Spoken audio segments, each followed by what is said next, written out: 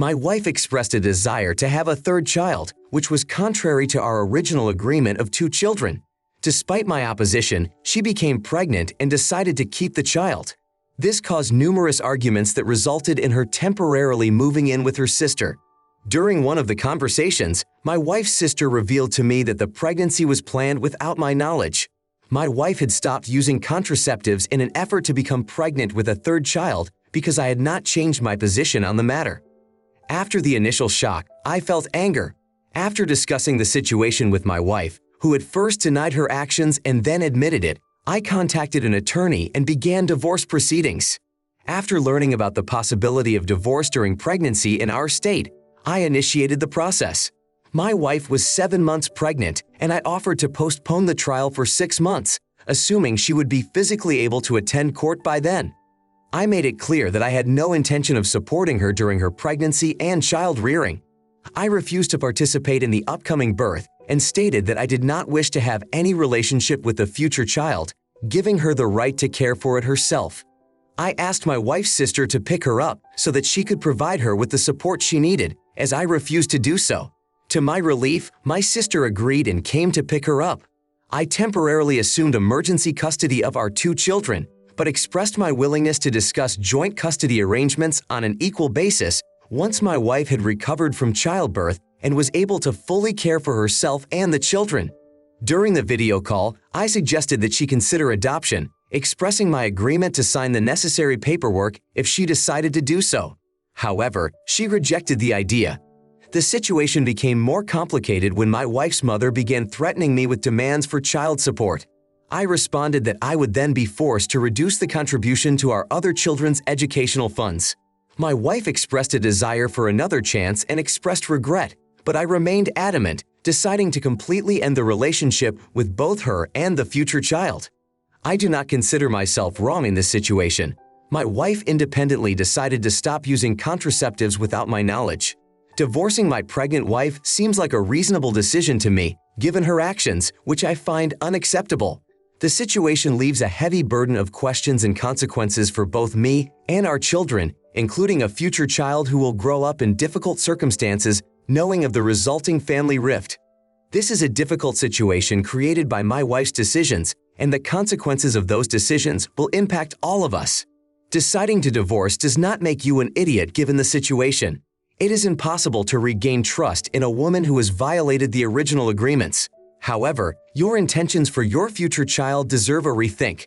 Imagine the life of a child who will see a loving father in the form of his older siblings, while realizing that he himself is not wanted and loved by you. Your actions may trump the actions of the mother, providing the child with care and love that he will not receive from her. Her behavior has already shown its ugly nature, and she will probably shift the blame for what is happening onto the child.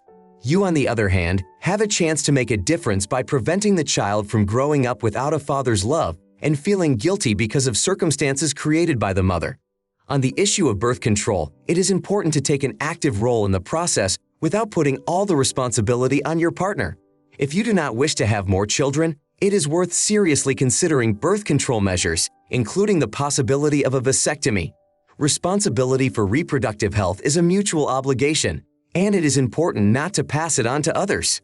Your wife's case demonstrates that both partners must be actively involved in birth control issues to avoid unintended consequences. Relinquishing one's own responsibility and mutual trust in this aspect can prevent many problems. Next story. My sister recently suggested that I meet with her sweetheart and her teenage daughter who needs extra attention due to autism. Over the course of several conversations, it was decided that they would come to my house for dinner. My sister warned me that her niece prefers spaghetti with butter, no spices added. I plan to make pasta primavera for the adults, and just a plate of pasta with butter for the girl. In my mind, spaghetti turned out to be any kind of pasta, so I made dinner using the Butterfingers available at my house. By the time they arrived, it turned out that the little girl refused to eat the irregularly shaped pasta. Her mother asked about the availability of spaghetti, to which I replied that I only had fettuccine, not yet cooked. A suggestion to make peanut butter and jelly sandwiches after dinner did not meet with success, as the girl prefers strawberry jelly and I only had grape jelly. I offered fettuccine as an alternative, hoping it would work after finishing dinner. My sister and her companion were clearly unhappy with my delay in addressing the situation. I have a hard time when I'm required to wait with dinner to make another dish because of a child refusing to eat her favorite food in any other form. Because of this, the whole evening was soaked with tension. The situation worsened when they decided it would be better if my daughter ate spaghetti at home. My sister was not happy, considering what had happened a disaster and placing the blame on me, since she had clearly pointed out the need to cook the spaghetti specifically. I apologized, admitting that I hadn't realized how important the distinction between different types of pasta was, and that there was no substitute for each other. My sister expressed bewilderment as to why I didn't understand the specificity of preferences in children, especially children with autism who care about things being just the way they are used to. I admitted that I really didn't fully understand this aspect and wondered why it was me who took responsibility for dinner. In a situation where mutual understanding seemed lost, one misunderstanding followed another. It started with an innocent mistake. Someone mistakenly believing that spaghetti and pasta were the same thing had caused an unforeseen reaction. The response was a choice that only made matters worse. Something completely different was prepared instead of the preferred dish, and to make matters worse, an apology never followed. This led to a feeling that the urgency of solving the problem that had arisen had been completely ignored. In circumstances like this, where every detail is important, it felt like everyone was confused. However, the key point is the involvement of a child with autism in this situation, whose needs and preferences require special attention. From the outset, it was important to consider that if the child has severe dietary restrictions or allergies, parents should inform the hosts in advance of the upcoming visit to prevent any misunderstandings and ensure that suitable food is provided. Thus, when it comes to the importance of understanding and accommodating everyone's individual needs, especially in the case of dietary restrictions, it is advisable to always have a plan B. It may be worth purchasing a particular product or making clear the need to prepare a meal from specific ingredients to ensure that the child's needs are met. From the experience of other families facing similar challenges, it is known that they always carry spare food with them, whether going to a restaurant or visiting, to ensure comfort and avoid similar situations in the future. Now I want to tell a different story. I am currently 35 years old. I am raising 2 children on my own. One of them is still very young, and the other one goes to kindergarten. During my time in kindergarten, we have made a circle of trusted friends. This circle consists of several moms like me, and our children often meet for shared playtime. My children's father is not in their lives, and my relationship with him leaves a lot to be desired. I believe this is even better for all of us. I am currently in therapy to deal with the effects of my ex's actions. The support I get from my friends is sometimes a real lifesaver. A while ago, 2 new kids came to the daycare center my kids attend. They turned out to be the same age as my little ones and were assigned to the same classes. I noticed that their father is the only parent who brings and picks up the kids from daycare. He has repeatedly tried to start a conversation with me about common topics. However, I feel uncomfortable talking to strange men, so I try to be polite but avoid deeper conversations. Our moms group has a group chat room. We use it to support each other and organize meetings for kids' playdates. A few weeks ago, one of the moms suggested adding this dad to the chat room. She thought it would be nice if his kids could also participate in our games and activities outside of daycare. I reached out privately to one of the moms and expressed my concern that a man we didn't know much about would have access to our contact information. I explained that before adding him to the group chat, we should have discussed this with us first. I then wrote to the rest of the group, suggesting that we create a separate chat room without this father, explaining my reluctance to chat with a man I didn't know.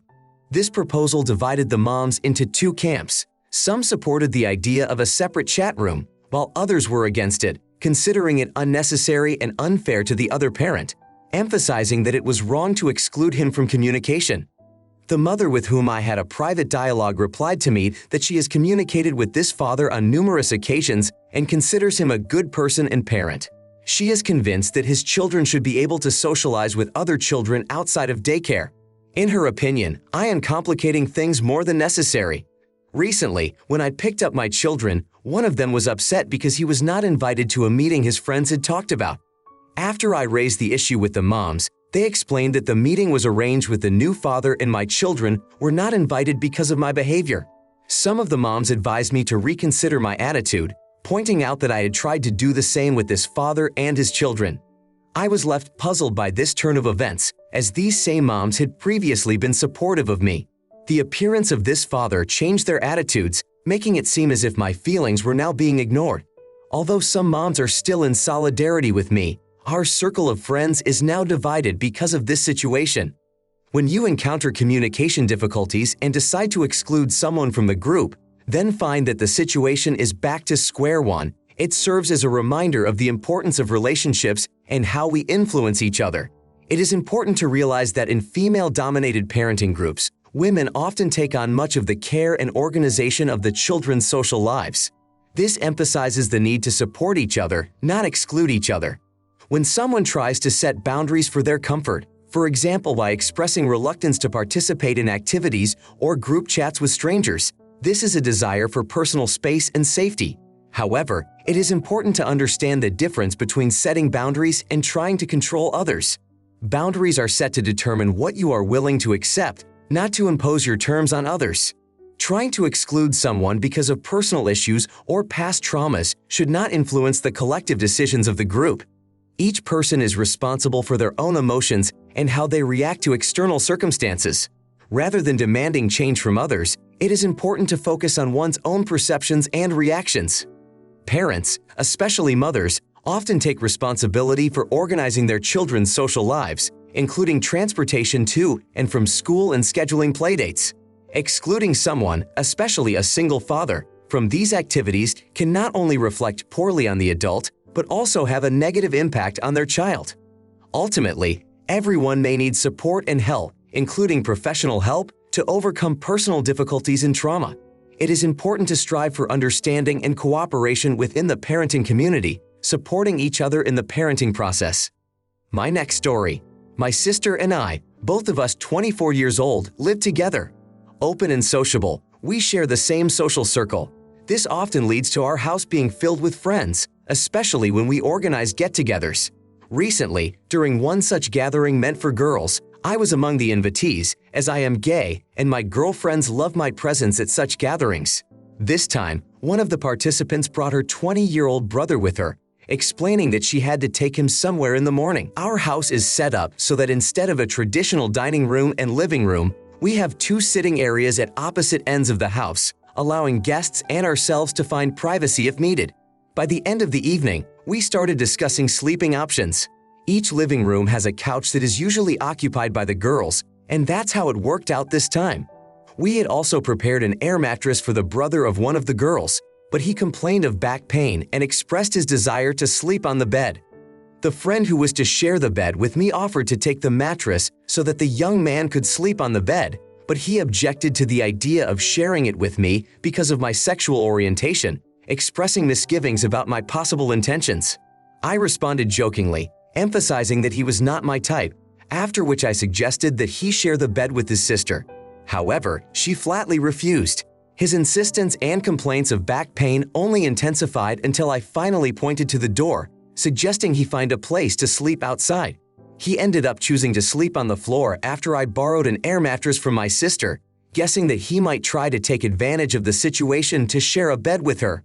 The situation caused resentment from this young man's sister and her friends, although the other girls raised no objections. I feel uncomfortable at the thought of sharing a bed with a guy who feels attracted to my gender for fear that he might take the initiative. At the same time, I am confident in being around those I myself am attracted to, believing in their ability to keep themselves within the bounds of propriety. It seems to me that some of the claims made against me come from those who are not fully aware of the situation, and therefore their opinions should not be taken seriously.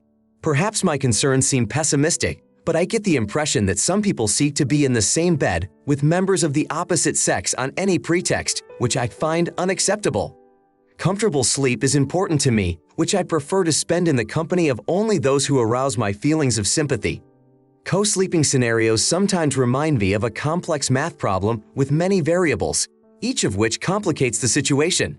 Nevertheless, the case where one of the guests brings a stranger to the party unannounced deserves special attention, especially if that person spends the evening complaining about the living conditions and expressing a desire for intimacy with someone in attendance, while simultaneously assuming that your personal orientation somehow justifies their actions. In such a case, I would suggest that such a guest seek accommodation at a hotel that is to his or her liking. Incidents like this lead one to ponder how anyone can remain indifferent to the consequences of their actions, especially when it comes to publicly expressing desires that may seem inappropriate. These situations prompt the decision to limit the circle of invitees to private events in order to avoid repeating such experiences. A story that really surprised me. I have a daughter named Katie. She goes to grammar school. Katie stands out for her intelligence and straightforwardness. Her outspokenness sometimes surprises others. We've discussed the importance of holding back, but at her age it can be difficult. I admit that I have had little interaction with her as a child in the past, and now talk to her as an adult. Katie has a nanny, Lauren, who takes care of her in the afternoons. If I don't get home by the time her lessons are finished, Lauren takes charge. One evening when I had to stay late at work, Lauren's mom, Julie, stopped by to visit. I was absent, but Lauren shared that Julie can act bossy. This was confirmed by Katie as well. During the visit, Julie began to address Katie affectionately, using childish vocabulary. Lauren, meanwhile, was preparing dinner. Julie approached Katie to ask if she was ready to eat, using a cutesy address. Katie's response was blunt. She wondered if Julie thought her address was silly. That offended Julie, and Lauren suggested that Katie apologize. Katie refused, insisting that she shouldn't be spoken to like a toddler. After Julie left, Lauren told me about the incident. I suggested that Katie could have been less harsh, but emphasized that Julie shouldn't have treated her daughter like a baby either. Lauren and I agreed that Julie should apologize for her behavior as well. After discussing this with Katie, I encouraged her to communicate more politely. She listened to me carefully. Later, sharing what had happened with Katie's mom, she was flabbergasted. Mom suggested that Julie just wanted to show concern and didn't realize how mature Katie was. She insisted that her daughter should apologize. This conversation got me thinking about my relationship with Katie and the importance of understanding in a family. You're far from an idiot. Julie needs to become more mature. I work as a teacher and interact mostly with kids in that age group, and no one around them, be it parents, siblings, or even family members who come to school, treats them like children. It seems odd that Julie would decide that she should communicate with a child in this way, but it's also important for Katie to realize how her words affect those around her. Calling someone stupid and refusing to apologize is not a display of intelligence and forthrightness, but rather childish behavior that assumes the child thinks he or she is the smartest person in the room. Children should not assume it is the norm to call other people names, regardless of the circumstances. It's a misguided way to act, but given her age, it's part of the learning process. I believe she should apologize for calling Julie stupid. In turn, Julie should also apologize for her condescending tone in dealing with Katie. In my opinion, mistakes were made on both sides. I may be in the minority, but I believe that refusing to apologize for what she said is behavior uncharacteristic of a considered and mature person.